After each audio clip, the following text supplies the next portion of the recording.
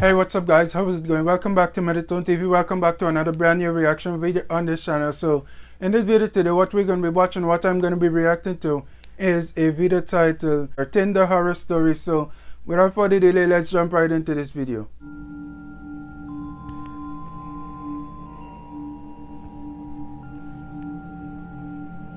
I'll never forget the first time I used Tinder. It was 2015 during winter break when everyone was back home from college. I figured since I didn't have a girlfriend and didn't have much going on, why not try the app that everyone was talking about? It was like 8 or 9 p.m. on a Thursday night, which was peak hours in terms of activity for the app. I downloaded the app onto my phone, and it was time to set up my profile. I spent a good 10 minutes browsing through my photo albums and found 4 flattering photos of myself that I thought would catch people's attention. I wasn't really experienced with the whole witty, funny Tinder bio thing that guys are apparently supposed to do, so I just wrote a few things about myself, like that I was 6 feet tall, played hockey at Penn State, and loved to work out. I swiped right for pretty much everyone just to see how many people would right swipe me back. I got through the given 100 likes quicker than I even expected, and didn't get a single match. That's the strategy of most guys on Tinder. My self-esteem was now completely in the toilet. I always thought of myself as really good looking, so I didn't understand how nobody could have liked me back. After waiting forever for some kind of notification to come up on my screen, I was considering just deleting the app to save my self-esteem. But finally, a single vibration from my phone, along with the message, "Congratulations, you have a new match," popped up on my phone. Overly excited, I went back into the app and saw that I had matched with the most gorgeous girl I'd seen on the app. She had 4 photos as well, one in a bikini with a friend, one with 2 girls kissing her on either cheek, one with her leaning on a brick wall, and one that appeared to be taken at a college frat party. She was 20 years old, just like me, and she went to Syracuse University. I messaged her just a plain old hey with a smiley face. Hi. 10 seconds later, she responded, "Hey cutie." I took a minute to think of something smart to say. Eventually, I wrote something about her sorority and that I had a friend in the same sorority at my school, or something lame like that. She responded really quickly again, this time saying, "OMG, that's so cool," and then a smiley face. I was typing my response when she sent another message, saying, "You're so cute and so close. What are you doing tonight?" At this point, I was excited, and thought this app was easier than I thought it would be. I responded quickly, saying, "Just watching Elf, you know, pretty exciting stuff." She replied back, saying, "OMG, no way, me too. You should come over and we can watch it together," and then a winky face. I told her I was down and asked for her number. She gave it to me quickly, and I waited a minute before texting her just so I wouldn't seem desperate. When I texted her, the message was sent as a text message, indicating this person wasn't using the iMessage app. I said hey once again. She replied, "Hey, come now," and then pasted an address. The address was 5 miles from my house, or 10 minutes, which wasn't bad at all. I told her I'm on my way. Before leaving, I told my mom I was going out and left. The address was on the quieter side of town, not necessarily a nice kind of quiet. I pulled up to the house. It had a decent location privacy-wise. Across the street were one of those huge pieces of land surrounded by trees that was dug out deep to collect water during rainfall, and the neighboring houses were kind of spaced out. A red flag went off in my head when I noticed 2 cars in the driveway. I texted her saying I was there, and she replied, "KK, they're go around waiting back, to the gut front door him is loud." like a fish. I replied, "Are your parents Sorry, home or guys. something?" But she didn't answer this time. I got out of the car and slowly walked around the house, noticing there was no fence to separate the front yard from the back. There was a window on the side of the house, and as I passed it, I realized there was an opening in the blinds. Someone was holding it up. But as soon as I noticed, the blinds fell back into place. Cool. I texted her again, saying, "Was that you at the window?" Creepy. No response. This was a little creepy now.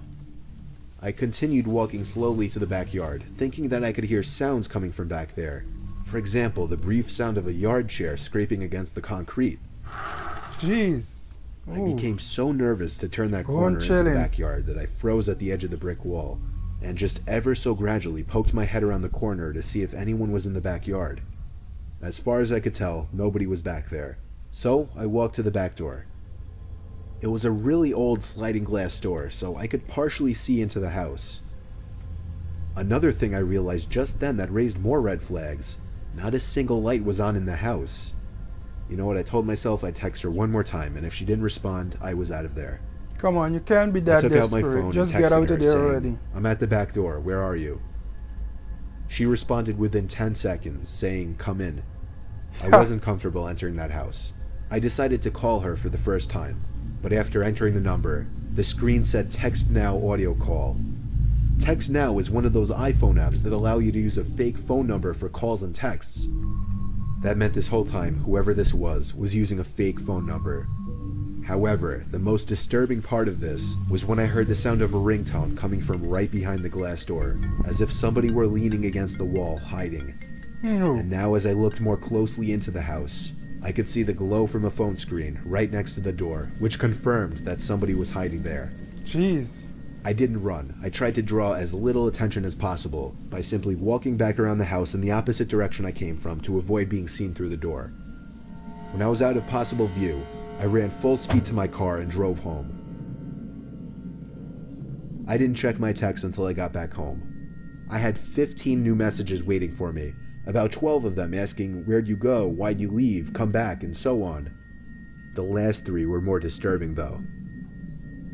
The first of the last 3 messages said, "I'm not actually a 20-year-old girl, but I'm sure you figured that out by now." The next one was, "No laws were broken, LOL, good luck." Oh. And the last one was, "I know exactly what you look like and I have your number." I blocked his fake number and went to report and unmatch him on Tinder. So what if he you had already done have that. my number? The whole thing was something straight out of a nightmare, but luckily I never got any calls or texts from anyone suspicious, and I was able to forget about it quickly. I've used Tinder a few times since then, but just for fun. I've never actually made an effort to go out and meet anyone from the app ever again. Jeez, I actually have a Tinder story. I might share it with you guys in an upcoming video that happened I was on just Tinder a few months about ago 2 when I was days ago. bored. I wasn't looking for anything in particular. Story Definitely number not 2, a guys. relationship, though. Just one of those times to see who swiped me for fun and having pointless chats. Plus, there was always that chance that a girl would be down to meet up for the night and, maybe I'd get lucky. That didn't happen this night, though. I was the opposite of lucky. My first 20 or so swipes were full of matches. I sent corny pickup lines to a few of them that I found attractive. However, there was one girl who messaged me first. Her name was Michelle. She was a 23-year-old blonde. She was a solid 9 out of 10, almost unrealistically attractive. So the fact that she said hey first was pretty intoxicating, and I was a little intoxicated quite literally already. She was close too. And eventually things were going so smoothly that I decided to try and be ballsy and turn the conversation sexual. That went smoothly as well. So I escalated things even more by getting her number, and then texting her to try and set something up that same night. To my surprise and delight, she seemed really willing, but she wanted to meet out somewhere and hang out first before going back to her place. I was fine with that, and so she seemed to take charge and set up a time and place to meet. She said she wanted to hang in a small park by her house first at 10 o'clock. It was a little odd, but I was down. I literally counted the minutes until around 9:45 when I decided it was time to leave. Before leaving, I sent a quick confirmation text, and she said she was still down to meet.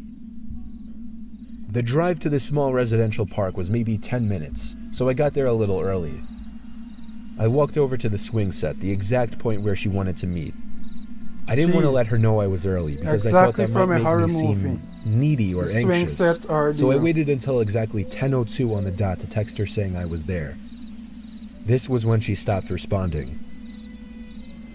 10:05, 10:10, sitting there waiting with no response. Of course, at first I figured she was driving and couldn't check her phone, but as the minutes passed, that idea started to become less realistic, and the idea that she flaked was becoming more realistic. The playground area was surrounded by trees. In fact, this whole park was very woodsy, and having been a weeknight, nobody was out and about at this time. So honestly, it was kind of creepy sitting in that park alone. The only reason I could see was because of the motion detecting light mounted onto the small bathroom shack. In one direction, the park turned to complete woods for miles, while in the other direction, beyond a few trees, was the neighborhood road. I was sitting on the swing, pushing back and forth in boredom and disappointment. When I froze, the sounds of the squeaky metal swing chains stopped, allowing me to hear something echo out from the little bathroom shack. It sounded like, you know, a typical sound you'd expect to hear from inside one of those bathrooms. Like somebody pressing down on the handle of the paper towel dispenser or something like that. What I'm trying to say, it sounded intentional, meaning someone might have been in there. Now this wouldn't be a completely strange thing, after all it's a public park. Only I would have thought that they would lock the bathrooms up at this hour. And who else would actually be in this tiny park at 10:15 on a weeknight? Then I suddenly felt a vibration in my pocket. So excited, I whipped out the phone and saw a new text from Michelle. The text said exactly this: "Hey, just got here. Come into the bathroom. I have a surprise for you." My heart dropped as I read this. Jeez. I felt butterflies in my stomach. Not like an innocent nervousness, more like a disturbed and freaked out feeling. My thumbs were hovering over the phone as I was conjuring up something to type in response. Then she sent another text saying, "Get off the swing and come here." As I read the text, I looked up to the tiny bathroom building and opened my mouth, almost ready to scream, when I saw half of a person's face peering out from the entrance from one of the bathrooms, leering over to me on the swing. Only for maybe half a second did I actually see a good portion of their face though, because they slowly moved out of sight.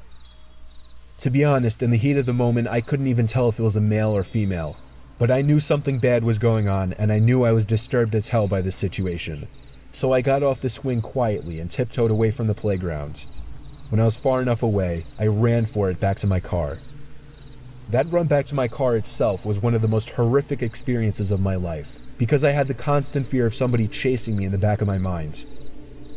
As soon as I locked my car, I was able to pause for a breather. But up until that point, nothing compared to the gut-wrenching fear that I felt when I took one last look into the park and saw a grown man emerge from the trees running towards my car. Jeez. I turned the key in the ignition and practically threw the car in drive before it was even fully started. When I was halfway down the road and looked back, there was nobody in the street. When I pulled into my driveway, I sat there for 10 minutes, thinking and reflecting. I felt like I had become a changed person at that moment, like I knew what it truly felt like to appreciate life after having my life threatened. I deleted my Tinder account and then deleted the app. I didn't tell any of my family members besides my older brother. I've had a girlfriend for the past 2 months, so luckily, I don't even have to think about using that app anymore. Jeez, guys, my heart is racing just by watching this. But anyway, guys, let me know if you guys have experienced anything like this, and if you did, well, you probably aren't alive watching this video. But anyway, for now, peace with you, peace with the world. I see you guys with another horror video very soon.